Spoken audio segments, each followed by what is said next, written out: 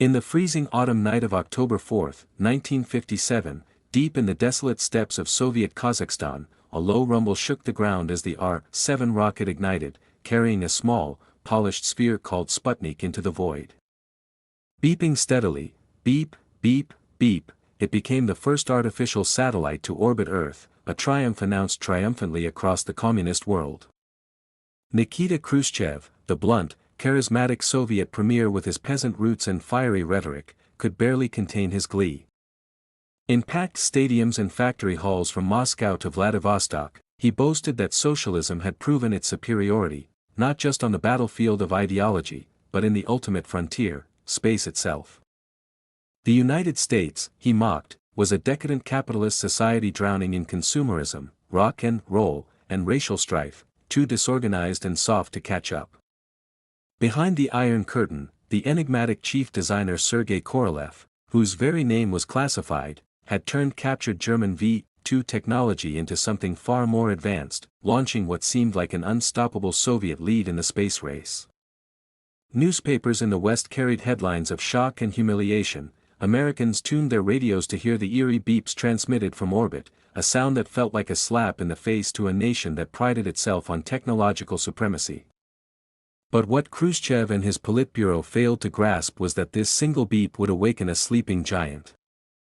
Across the Atlantic, in dimly lit conference rooms at the Pentagon, in university labs, and in the newly formed NASA headquarters, a diverse army of engineers, mathematicians, and visionaries, many of them refugees from war-torn Europe, began to mobilize.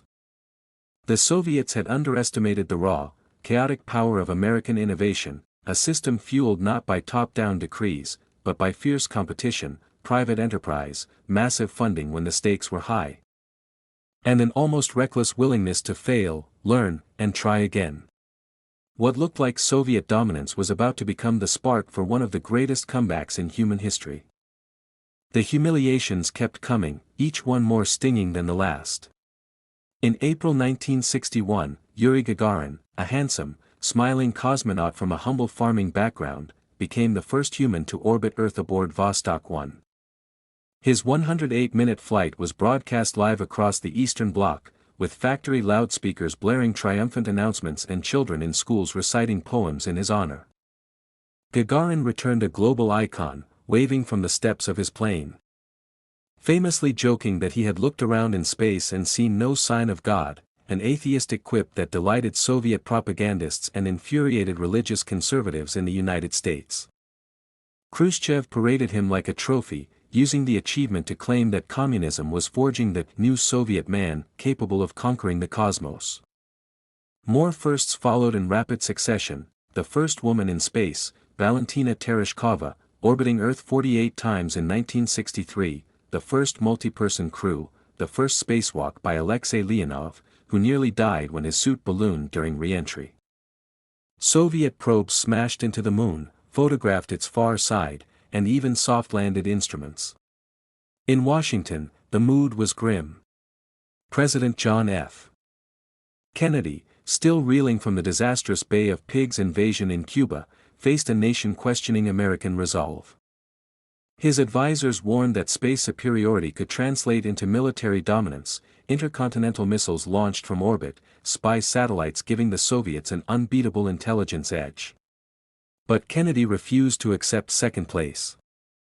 On May 25, 1961, standing before a joint session of Congress, he delivered one of the most audacious promises in American history: "I believe that this nation should commit itself to achieving the goal, before this decade is out, of landing a man on the moon and returning him safely to Earth." The room erupted. Critics called it reckless. The budget for NASA was tiny compared to what would be needed. Yet the speech ignited something profound. Billions of dollars poured in, universities churned out engineers by the thousands, and unlikely heroes emerged: African-American women mathematicians at Langley Research Center, Katherine Johnson, Dorothy Vaughan, Mary Jackson, performing orbital calculations by hand because early computers were unreliable, German-born Wernher von Braun, once a Nazi rocket scientist, now leading the Saturn V development team in Huntsville, Alabama. Thousands of contractors from Boeing, North American Aviation, IBM, and more, all racing against the clock. The Soviets, complacent in their early victories, dismissed it as empty American bravado. They believed their centralized planning and heroic engineers would always stay ahead. They failed to see how democracy and capitalism, when fully mobilized by existential threat, could unleash creativity and resources on a scale unimaginable in a rigid bureaucracy. The crisis point arrived in October 1962, during the harrowing 13 days of the Cuban Missile Crisis. Khrushchev, convinced Kennedy was weak and indecisive, secretly placed nuclear-tipped medium-range missiles in Cuba, just 90 miles from Florida.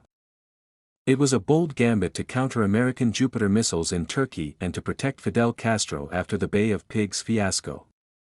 Soviet ships steamed toward the island, loaded with more missiles. In the White House, Kennedy and his executive committee debated invasion, airstrikes, or blockade. The world teetered on nuclear annihilation. SAC bombers were airborne with live weapons, submarines carried torpedoes tipped with atomic warheads. Khrushchev gambled that the young president would blink first. But Kennedy imposed a naval quarantine, demanded removal of the missiles, and stared down the brink. U-2 spy planes photographed launch sites under construction. Back-channel diplomacy via Robert Kennedy and Anatoly Dobrynin eventually prevailed. The Soviets withdrew their missiles in exchange for a secret promise to remove American ones from Turkey and a pledge not to invade Cuba. It was a public humiliation for Khrushchev, disguised as a diplomatic win. His position weakened, he was ousted in 1964. Meanwhile, the United States emerged stronger, more unified, with the Apollo program now unstoppable. The space race had become personal, and the momentum had shifted. Tragedy struck the Soviet side in January 1966 when Sergei Korolev died unexpectedly during routine surgery. The chief designer's death left a gaping void. His successor, Vasily Mishin, struggled with technical failures. The massive N-1 rocket, meant to rival the Saturn V, exploded spectacularly on its first 4 test launches, scattering debris across the Kazakh plains and setting the lunar program back years. Internal rivalries between design bureaus, chronic underfunding compared to the American effort, and secrecy that stifled collaboration all compounded the problems. By contrast, NASA's open culture allowed mistakes to be studied and fixed quickly. Apollo missions piled up successes. Apollo 7 tested the command module in Earth orbit. Apollo 8 circled the moon on Christmas 1968, broadcasting the famous Earthrise photo that moved the world. Apollo 9 and 10 rehearsed lunar landing procedures. Then, on July 20, 1969, the moment arrived. As hundreds of millions watched grainy black and white television feeds, Neil Armstrong descended the ladder of the Eagle lunar module and spoke the immortal words, "That's one small step for man, one giant leap for mankind." Buzz Aldrin followed, planting the American flag on the dusty surface. Michael Collins orbited alone above, waiting to bring them home. The images beamed back were unmistakable, stars and stripes fluttering in the vacuum, boot prints in lunar soil. In Moscow, Soviet leaders watched in stunned silence. Despite heroic efforts, unmanned Luna probes returning moon rocks, years of cosmonaut training, the Soviets never achieved a crewed lunar landing. The N-1 program was quietly cancelled. What had begun with Sputnik's triumphant beeps ended with American footprints on another world. Decades later, the full consequences unfolded. The Soviet Union collapsed in 1991, its economy crippled by military overspending, including the space program. Russia inherited Soyuz spacecraft that remain reliable workhorses for the International Space Station, but the United States pressed ahead, the Space Shuttle era, the Hubble Space Telescope revealing cosmic wonders, rovers on Mars. Private companies like SpaceX revolutionizing reusable rockets. The space race proved that underestimating a free society's ability to adapt, innovate, and mobilize when challenged could lead to irreversible defeat. Khrushchev's laughter at American weakness echoed hollowly through history. The beep of Sputnik woke a nation, and look what happened. The moon landing wasn't just a technical victory, it was proof that resilience, ingenuity, and the willingness to dream big could overcome even the most confident adversary. And that lesson still resonates today, in every new frontier humanity dares to explore.